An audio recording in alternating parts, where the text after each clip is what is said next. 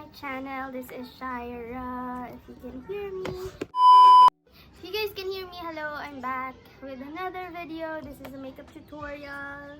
So without further ado, let's go. For this look, we're going for a very minimalist, medyo brownish tone. Brown is the new color for the year. Di ko alam. Nakikita ko sa YouTube ko yung brown stuff. Ba't parang nauuso yung brown ngayon?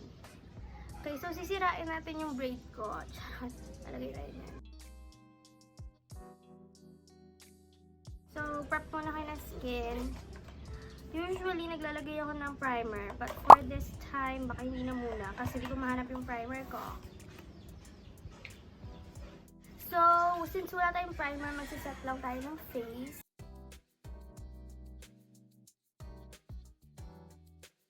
Ito yung ginagamit ko, yung Lux 98% aloe vera with vitamin C, vitamin water. Itong foundation na Dewy Plus Smooth na Maybelline Fit Me foundation, hindi yata siya masyado nag-pop sa market. I'm in the shade 225 medium buff. Charot, hindi ko siya shade, mas dark siya obviously. Gusto ko yung medyo morena na look.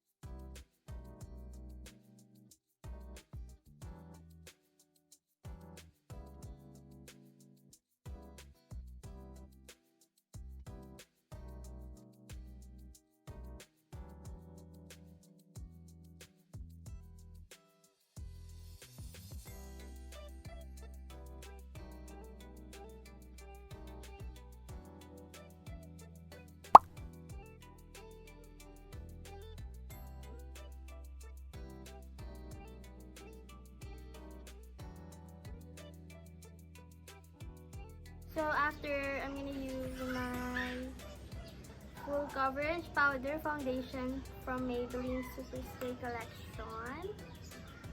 So this brush, hit the pan na.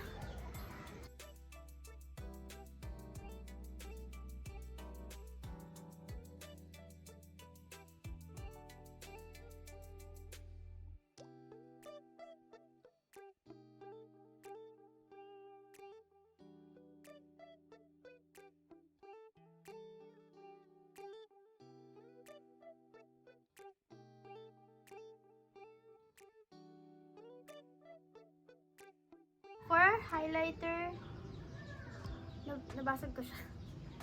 We'll use the BLK in the shade Flushed na palette.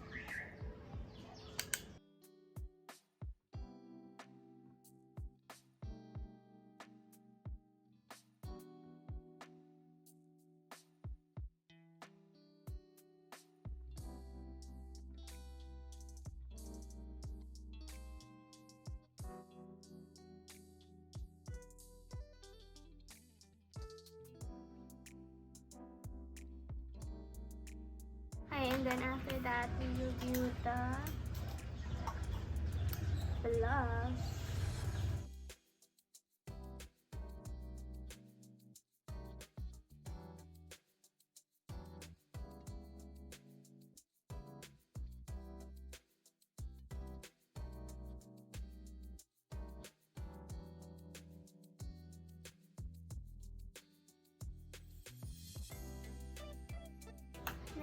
contour from BLK.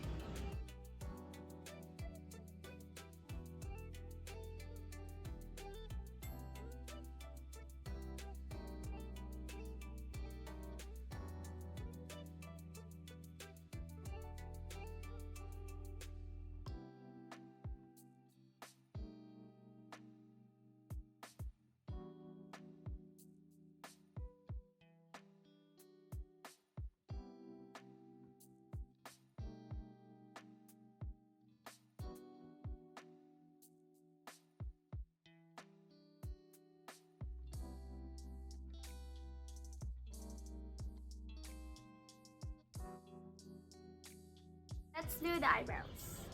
So I'm gonna do the eyebrows off cam and I will be right back. So tapos ko na yung eyebrows ko. We're gonna do the eyes naman.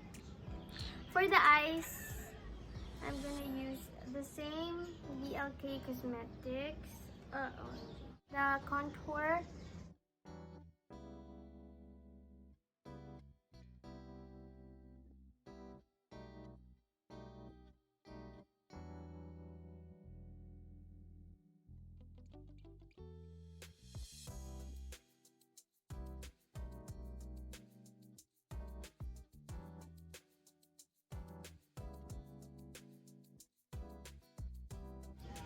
Next is put the highlight sa middle part ng eyelids nyo to the inner.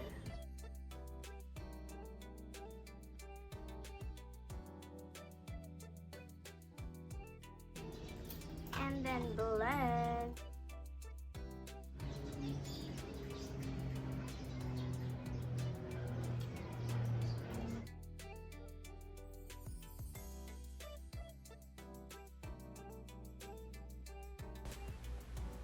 So, for the liner, gumamit ako ng gel liner or pomade liner for my eyeliner.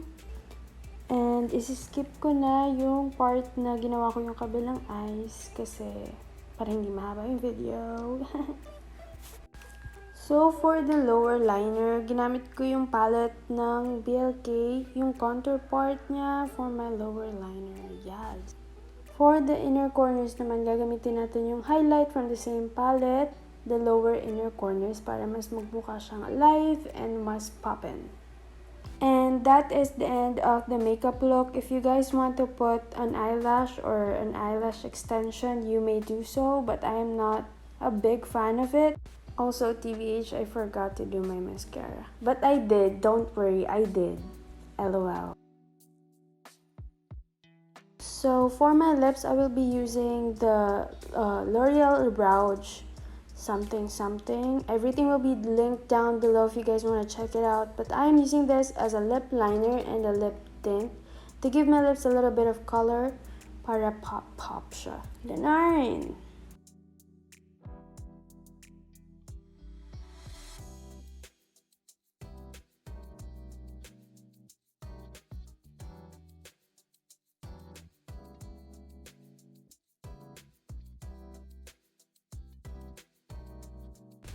So, gagamitin natin ng KJM in the shade Pop-Up in the screen. I forgot kasi kung ano yung shade niya. But yes, we will use that one for our lips. And that will be the final piece for this makeup look. It is in a brown tone shade. Kaya it's perfect for the makeup look. Anyways, if you guys enjoyed this video, please click the like, subscribe to my channel, and hit the bell notification so you get notified every time I upload a video. This is the final look, and enjoy the montage of me being cute AF because I am.